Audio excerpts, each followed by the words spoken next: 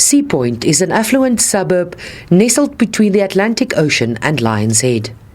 Over the past 15 years, it's become one of the most sought-after residential areas on the Cape Peninsula after a period of ruin and dilapidation. Single-bedroom apartments without the spectacular vistas are priced upwards of R1 million. It's far out of reach for average to low-income households.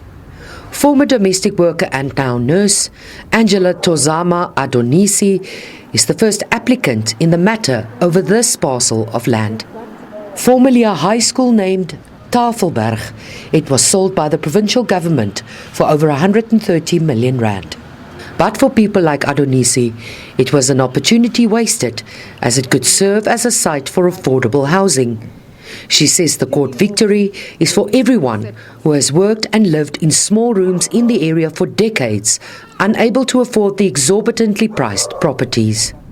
It's a long time we're staying here. I'm staying here at Sea Point, and we're staying at Sea Point. We grew here at Sea Point, and our children grew here at Sea Point. That's why it is important for us to have a place at Sea Point. A campaign by Reclaim the City has been ongoing for years. It says a number of well-located sites across the city, like this one in Sea Point, is ideal for social housing. Law Centre Ndifuna Ukwazi says the court ruling is groundbreaking.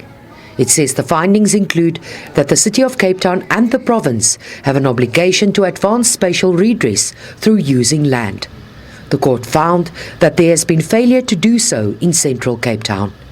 It also ordered, among others, a report back to court in May next year on what policies and steps will be taken. People are continually unable to access well-located areas such as this for housing, and even those who have are now being pushed out for gentrification and other purposes. And so for a court to really intentionally say and agree with activists that this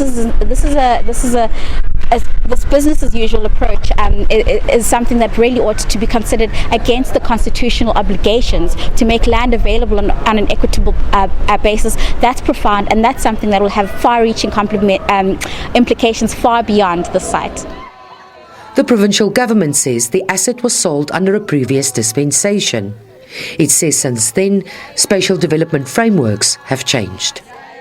We also note that we have in the meantime also started many inner city housing opportunities. We've got the Conradi Hospital site that we've already got on the go nicely. This is out in Pinelands. We've also transferred now the Woodstock Hospital site to the city for exactly the same purpose, as well as the Helen Bowden site at Somerset Hospital, which has already had the first round of approvals.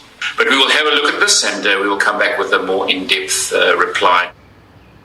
Minister of Human Settlements, Lindiwe Sisulu, has welcomed the judgment, saying it's made it possible for government to now build social housing units for qualifying beneficiaries. For Adonisi and countless others, that time cannot come soon enough.